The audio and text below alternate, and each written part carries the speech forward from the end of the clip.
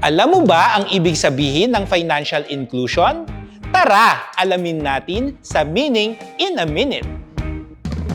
Maraming Pilipino ang walang access sa mga produkto at serbisyong pampinansyal na makatutulong sa pagpapabuti ng kalidad ng kanilang buhay. Tulad ng bank account, pagpapahiram ng pera, insurance, investments, pati modernong sistema ng pagbabayad at pagpapadala. Kaya pinaiigting ng Bangko Sentral ng Pilipinas ang financial inclusion sa bansa o ang pagkakaroon ng access sa iba't ibang produkto at serbisyong pampinansyal. Para mas mailapit ang mga produkto at serbisyong pampinansyal sa mas nakararaming mga Pilipino, inilunsad ng BSP ang mga programa katulad ng Basic Deposit Account na mas madaling buksan kumpara sa karaniwang bank account.